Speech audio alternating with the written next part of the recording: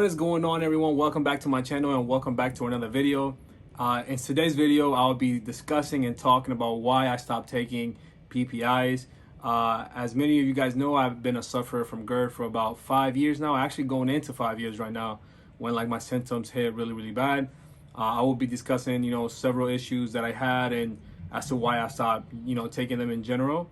But before I get into the video, I want to say a couple of things.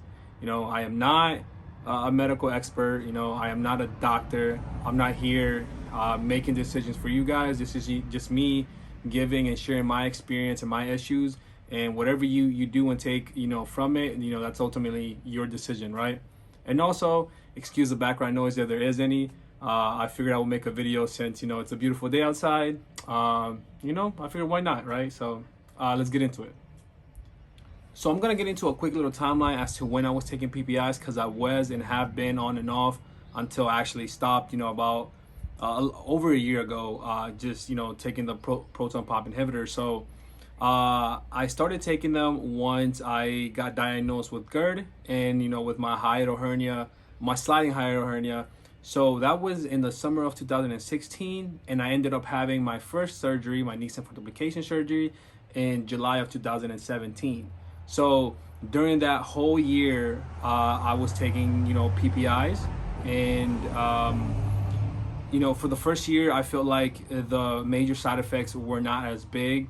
I feel like, at that time, suppressing the acid was really good. I'm glad there was, some medicine so you can just suppress it while I was going to school and trying to get my degree, my bachelor's degree. So that lasted for a year. Right after my surgery, I stopped taking PPIs.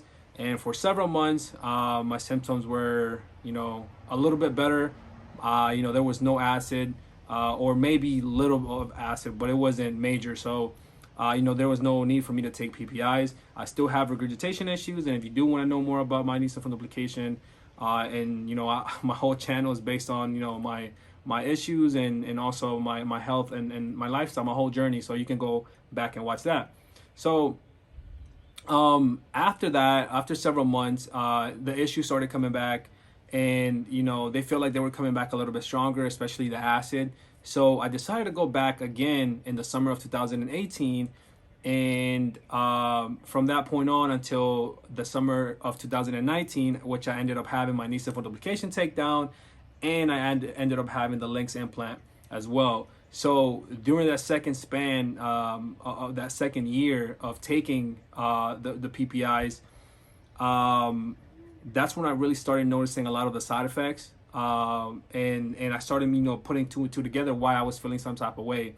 So one of the main reasons why I stopped taking PPI was I was having a lot of energy loss, just feeling fatigued, and not just fatigued but also feeling drowsy. So I was having, to wake up every morning feeling tired, even though I could sleep 7 hours a day, 8 hours a day.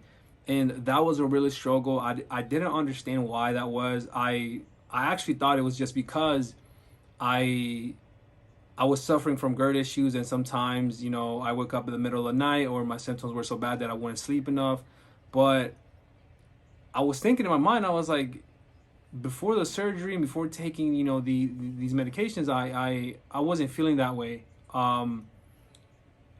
It didn't make sense to me. So after that, I started noticing that in order for me to go out, like with my friends, my family, let's say if we're going out at night, I would actually have to rest the whole day in order for me to have energy enough to go out, because I'll feel like it would take that much energy for me to do something. And then when I will come back from hanging out or spending time with my friends or family, I will come back home and feeling just tired, super tired, because I feel like I use all my energy just on doing that. Keep in mind, I have not been able to exercise or do a lot of lifting or running for me to even get to that point of tiredness and fatigueness. So that was really hard to understand until I started doing my research and started doing watching a lot of YouTube videos as to why that could be. Obviously, I didn't know at that point, but I still kept taking them. And it was through my YouTube channel that I actually started understanding more, because people started commenting on, like on the PPI situation and, the side effects of it. And I started learning more myself regarding PPIs. So that was one big reason. And then another reason, and this actually kind of leads to the second reason as to why I stopped taking PPIs. It was because I was suffering from malnutrition, right? And that malnutrition and having loss of energy and fatigue could actually, coincide and actually correlate with each other, because obviously if the proton pump inhibitors are suppressing, acid in my stomach, then there are some vitamins and nutrients that my body's not gonna, the acid's not gonna break down, and I'm not gonna be able to absorb, which will probably lead to, a lot of deficiencies in my body, which obviously, negative, right? So it's crazy, because as soon as I started seeing just natural medicine doctors and doctors that work with more with supplements and stuff, I started seeing those levels of energy come back up. I started seeing me being able to gain more weight, because during that time of me taking PPIs, I actually noticed that I would eat a lot of food, and it wasn't bad food, it wasn't junk food or anything. It was like at that point I had changed my lifestyle, and I was eating pretty well, right? I was eating pretty healthy, and I wouldn't understand why I wasn't either staying at the level of my weight, or at least gaining some weight, right? Because I felt like I was putting enough food in my body, and a lot of nutrients and stuff. But it wasn't until I got off the PPIs and started, implementing my body with a lot of supplements and trying to heal the gut. The reason why I stick to, more natural medicines, because for the most part, they try to, get to the bottom cause and the root cause of your issues. And in this case, it was my gut, right? So if I could try to heal my gut and try to prevent, more things from happening and then adding up, then I would probably go and choose that route. And that's just for me. Again, this is my experience, and this is what I just prefer for myself. So when I used to go to these doctors, to the natural medicine doctors and functional medicine doctors, we used to do a lot of testings, and they could see through the testings that I was suffering from malnutrition. And I'm glad that we started concentrating on healing my gut. So whenever I eat foods or even anything that I will eat or take, then my body would be able to break those nutrients and vitamins down that would make me give me that energy that I need, or be breaking down all of that, so I can be in a more healthier state, right? Not just physically, but actually mentally. And within those steps, I actually also started taking enzymes, which obviously helps you break down more food and stuff. And I actually take enzymes to this day, which helps me a lot. And I now that I eat, listen, I'm a GERD sufferer, and I suffer from regurgitation every day of my life. I suffer from acidic issues and reflux every day of my life. And even with those issues, because I am trying to heal my gut, and because I am taking things like enzymes, I'm able to gain weight. As most people, I've been in the other side of the losing weight, and you lose a lot of weight because of these issues. Or me now, I got to the point where I'm able to gain some weight, and when I eat, I'm able to eat more foods now because of the steps that I taken to get there. So that for me right there was very important. Now jumping on into another reason as to why I stopped taking PPIs was because of the long-term issues that I wanted to avoid. Imagine if me, suffering from these issues were what, in total maybe 2 years of taking PPIs, if I was already feeling in those side effects early on in life, imagine what it would have done for me in 10 years from now. Like, just thinking about it would have been crazy. And I know, I don't know if you guys know this or not, but from research and stuff, and from listening to a lot of, medical doctors, that as soon as, if you're taking PPI for a certain period of time, especially it's been, maybe some years, when you get off PPIs, the reflux comes back stronger. You can look into videos and research as to why that is, but I've experienced some of that when I got off PPIs, that reflux will usually come back stronger.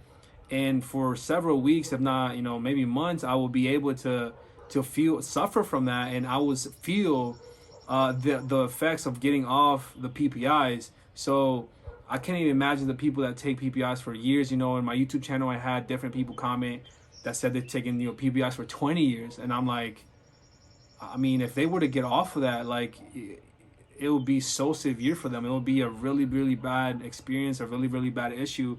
And that for me was what I was trying to avoid. I felt like it was something that, if I could try to keep doing things more naturally, without having taking those, acidic suppressors, like, I think it would be the best option for me.